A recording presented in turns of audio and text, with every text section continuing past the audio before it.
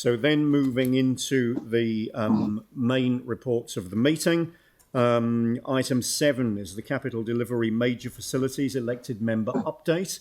Now, some of these update reports are reports that would normally have come to the previous meeting of this committee. Because that meeting was held remotely during the lockdown, we dealt with substantive reports at that meeting. Many of the reports for receiving were deferred to this meeting, so there are some reports that are coming out of cycle for that reason. So item 7, Capital Delivery Major Facilities Elected Member Updates. And Alistair, we've got you on Zoom for this one, is that correct? That's correct, yes. So Alistair, good morning. Thanks for joining us. Any remarks that you'd like to make by way of introduction on this report? No, just to say that all projects in the portfolio are advancing at pace at the moment. Hornbill Library is the contract award, 3rd of the 9th. We've got materials being poured outside of the contract at the moment, so there's no activity on site at Hornbill at the moment, but we are awaiting steel supply. Which is, we won't know the end date for that at the moment because it has left Osaka, but we're just looking for what the transportation timeline is going to be for that. But in the meantime, our contractor, Naylor Love, are busy procuring all product necessary to hit the ground running, and they're also looking at steel shop drawings, the steel reinforcing that's required, and placing all of those orders in readiness to attend site. We're not allowing them on site until we've got clarity around the delivery date of the steel piles, and the reason for that is just not to be overzealous with the public expectation with regard to starting on site. So we need to get some clarity around that delivery date first and foremost. Just through the others, Old Municipal Chambers is up and running, and we're our construction company through the box initiatives is away. Performing Arts Precinct is the same. We've got the main project for the Court Theatre which is progressing on programme for design, and we're in the marketplace for the contamination works. And we've also got a sale and purchase agreement expected next week, which will go through Dawn for approval before we can go into consultation in order for us to meet the 9th of December council meeting. Topoi Linwood is complete and is in defects. We're working through that, and we're progressing the square and the surrounds, and certainly the connection between Tapai and the city square, but also we're working with Distinction Hotel to relocate the MOQ exercise yard into a revised piece of land just behind, and that's a piece of work that we're trying to deal with at the moment. And I think we've spoken to Parakiori that we'll be having a full review of Parakiori at the next available meeting, and we'll have a talker present that at the time. All right, Alistair, thank you very much indeed for that. I mean, your comments on supply chain issues, particularly around steel. We've got an update on supply chain issues later in the meeting from Ruth anyway. In terms of the level 4 and level 3 lockdowns that we've just come through, has there been any effect of those on timelines for these projects that needs to be highlighted? No, the only one that really sort of struggled was just the uplift for Old Municipal Chambers. We literally uplifted the resource consent and the building consent a week before we went into lockdown, so they are in delay of about 14 days. But again, they're making that time up now through mitigations that they had in place anyway. So I'm not overly concerned across the portfolio. Most of the projects are in that design phase or good phase, which means that they can do pre-planning and they can deliver against their programs outside of being on site. So it's been good productivity through the period, to be honest. And Te Pōtoitoi, the Linwood Pool, do we have a confirmed opening date for that? We do. You've asked me the one question I probably don't have the exact answer for, because I know it was in doubt with regard to the opening, which was due for next Friday, I think. But because of numbers and allocation of seats for that opening, I think it's just under review at the moment by the RSC team, the establishment team. So I couldn't speak to that, but we get a confirmation from Nigel without doubt. All right. So next Friday, but confirmation around arrangements still to be forthcoming. In level 2, yes. Yeah. I've got two people telling me different things. Sarah. Yeah, there's the formal opening's going ahead on the 1st. It's just that numbers will be limited, and the big community celebration that's planned for the opening has had to be postponed because of numbers. Yeah, so opening next Friday, Friday, but obviously with reduced numbers. Yeah, and can I just say something to Alistair? I just say congrats to the team on Te Pou Toi Toi. It looks absolutely amazing. The community board had a look through last night and had a chat about the actual facility itself and all of the programming and all the stuff that's gone in, and the huge amount of work that's gone on with the community to make not just the facility right, but the programming around it for it as well. So it looks amazing. Excellent, thank you. Yanni, did you have anything to add on that? No, I think Sarah said it all. I'll save it for debate. All right, that's great. I did have some questions of staff at the appropriate time. All right, thank you very much. So moving to questions, the questions for Alistair on item 7. So Yanni and then Jimmy. Yanni. When's Parakoori expected to open? What's the current opening date? The current date is still, as indicated on the document we've got, which is Q4 2022. And that's one of the reasons why we've asked TARCA to present to the councils, so which is to talk through any issues that they foresee and how they're going to report them to us. Right. Okay. Is there? I mean, obviously we've probably had this report for several months on our watch list, and we've been giving very little information about the delays. So we know that there's a delay, and we are told that it's due to construction issues and COVID-19 issues. Is there any more detail you can give us as to any areas of concern today? I mean, I'm kind of frustrated to wait another month to get an update from Otakaro.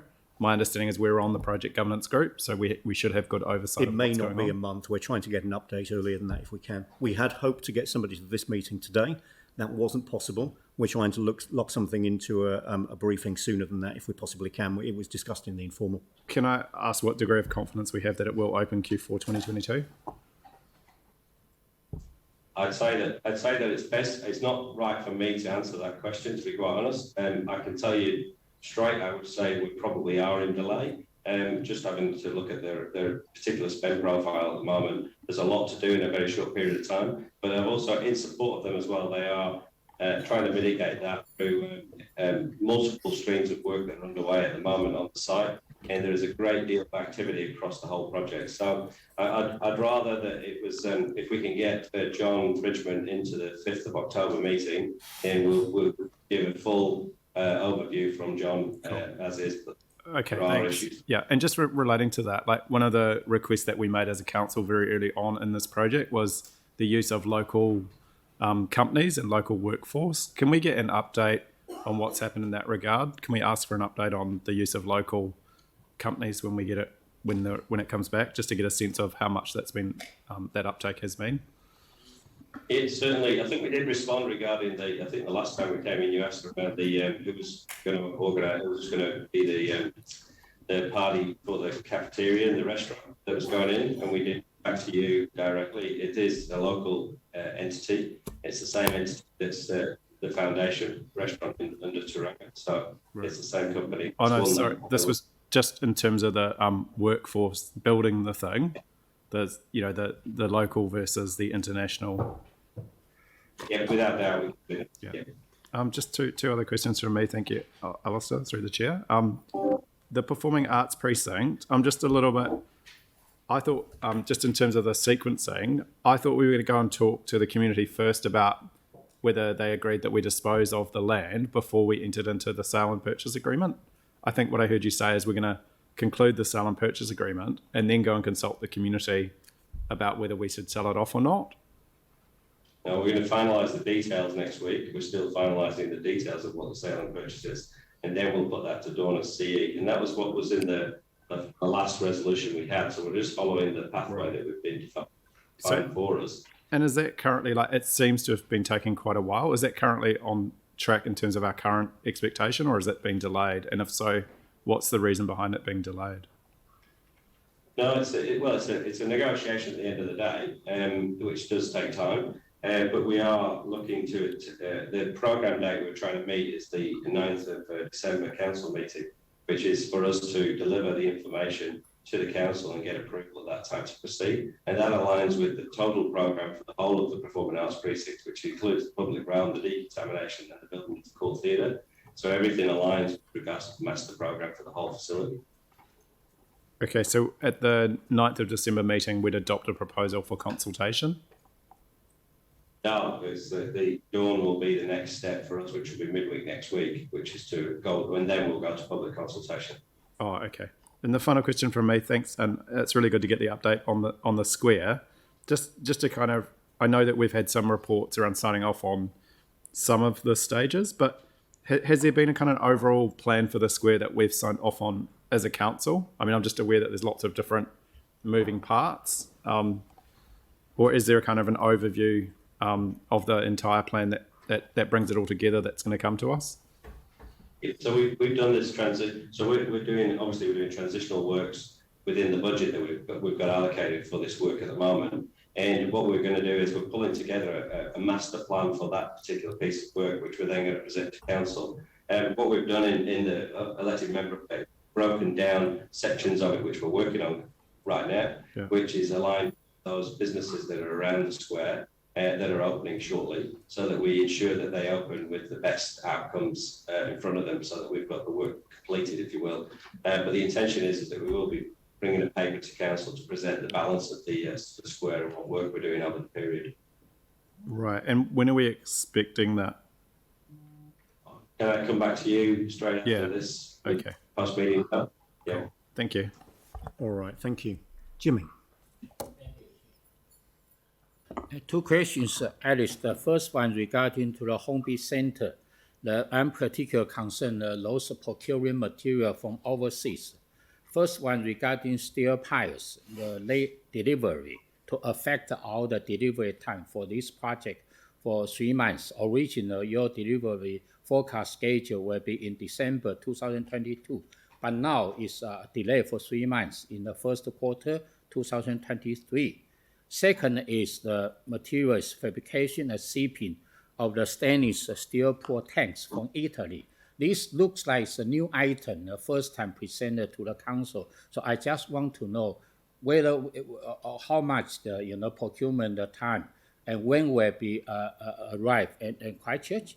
Third one is particular high risk. You mentioned the subcontractor procurement. At the moment, the subcontractor has been undertaking those procurement process or not yet. How many items were purchased from the overseas? What is the status? Whether this the uncertainty, will affect those delivery for this market even more behind the schedule. So in my very brief overview for one week, we talked about the piling, and as well as everyone knows, we've tried to mitigate the delay by taking the opportunity to order early for the piles, but the world market has crushed the capability for us to actually attain piles and getting piles on site as to program day. The issue we face at the moment, and for those that know this, iron ore prices are down now. Which is good, which means that producing steel and we can buy steel. Our biggest issue right now is getting the manufactured product shipped to this country. And we know that the piles for this particular project have been manufactured. We know they're on a ship. They left Osaka about 3 weeks ago, I believe, and they're now en route. So what we need to know is when they're due into Auckland, and then we'll know the route from Auckland to Timaru to Christchurch. It's at that point that we can then establish on site, and it's at that point we will see the Naylor Love team move in wholeheartedly onto the project. They're ready to go, they're champing at the bit, they're becoming a bit of a pain, to be quite honest, because they're trying to get on site. But the problem is we just don't want to set an expectation that for the public that we're there and then they do nothing.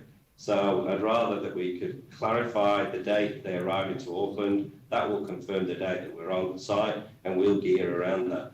Just to add to the subcontractor procurement packages, they're all in place. So in the minute that we awarded, and it had been part of the negotiation that we'd had with Naylor Love as we went through the process to appoint them, we looked at what we could procure early and how we would procure that. if you remember earlier, we were going to go under a letter of intent because we were under lockdown procedures, and we actually went for full award because they could procure quicker and faster. So we're trying to mitigate any delay with everything that we can bring to the table. Now, I will work with the team, and particularly Peter McGibbon, to get a list of those long lead items so that you can see through the papers that we put forward next time round and what we present to the community board. We'll show you the items, the key items that are the risks and how they sit in our risk register. But in order to mitigate that, they've ordered them early. They're working early on every package, and they're trying their best to work through the process in order to ensure that we don't have any further delays, so that when we do hit the ground, we'll hit the ground running and we'll be able to deliver the project. They're not concerned. They're not concerned about the delays. They reckon that we can pull that back through mitigation in the programme, but it will take some work over the next week period as we work through our procurement process. Thank you for your explanation. Yes, because based on your talk, in regarding steel piles delivered at Auckland Harbour, whether some other procurement from overseas, whether next time can deliver directly to the Littleton or to the Timaru, then those the kind of the neighbor for in Auckland, not any the fact, our delivery time we can pick up. Because I was told, even you mentioned earlier, steel piles already arrived in the Auckland Harbour. Yes, this is my concern. Yeah. Yeah, and you're right, Jimmy. It's unfortunate, but we can't. I mean, we've got to get on a ship, and we take our chances which ship we get onto. As long as it's coming to New Zealand, that's good enough at the moment, because at least we know it's coming to one of the ports. But yeah, when we can define the port of delivery, that'd be even better. Okay, thank you. Second question is a small question. Performing Arts Precinct, when will be held side blazing? I'll need to confirm that. I just don't know the answer to that, but I'll come back to you again as a PM post meeting now to confirm the site blessing. Okay, thank you. Are there any further questions? Aaron. Yeah, morning, Alistair. Just a question on Parakiori. We had a presentation at the Disability Working Group a few months ago from the architect around accessibility, and we had a couple of questions. One of them was coming back on whether it would be inclusive for the hydroslides for people in wheelchairs, and they were going to come back with a potential design option and what it might cost, but we haven't heard anything. And of course, they're continuing to build. And so it'll be good to know whether it will be inclusive for people in wheelchairs. Have you heard anything back? I haven't heard anything on that with that regard, but I can certainly talk to Mark Noonan in our office, and then we'll get that question tabled at the PCG and the PSG. But I'll also put it straight to John Bridgman and to John O'Hagan, who will be responding on the 5th of October, hopefully. Yeah, okay, thank you. Thank you. Anything further? All right, so we've got a recommendation then to receive the information within this report or within these reports. I'm happy to move that. Do I have a seconder? Jimmy, you'll second. Any debate? Yanni. Yeah, I just wanted to acknowledge the work that staff have done in regards to Te Poi Toi Toi, the Linwood Pool, and just to pick up on one of the comments that's been made around accessibility. The community board was really keen that it was exceeded as much as possible the disability access issues. So not just meet the minimum standards, but also to do as much as we could to make it as accessible as possible. And for those of us that have been through, it's actually quite a stunning outcome. So I hope councillors will be impressed when they go through. I'd encourage them, if they can't come to the opening, the staff have offered to organise walkthroughs for other groups, given that we are limited in the capacity because of level 2. And I'd certainly encourage people to take the opportunity to come and see it. It will be a fantastic facility. And it's really amazing to think that after nearly 20 years of advocacy from the local community that this is about to become a reality. So I just wanted to acknowledge the work that staff have done on that project in particular, because it was a council project. We did obviously have contractors, but in the world of COVID, to get a project to come in probably ahead of time, at least, and definitely on budget, I think is really astounding and amazing. So, well done to everyone. I just wanted to place on record my appreciation for the work that our staff have done on that particular project with all the challenges. The other thing is I just, in terms of Parakiori, increasingly concerned that this is one of our most expensive projects that we're doing post-earthquake, and the lack of visibility that we're having over it is really frustrating. So, I look forward to getting that update. But it's just really concerning. I think we are on the project governance group, so we should have good oversight of what's going on. And I don't believe we should just rely on Otakaro to come to a committee meeting. This has been raised for nearly 3 months now on our watch list reporting. The lack of detail around what's going on is, I think, quite alarming. I mean, I'm hoping that project's on track, but, how would you know with the information that we've been given? So let's hope that we can get some details about what's happening there. And I just endorse the point that Councillor Kewen has made. Let's make this as accessible as possible. Like, world-class accessibility has to be at the heart of this facility, and it would be really good to have that just reinforced when we get the briefing or the update as well, because I think it's certainly the right thing to do. Thank you. Thank you. All right, so I'll put the motion. All those in favour say aye. Against? That's carried. Thank you.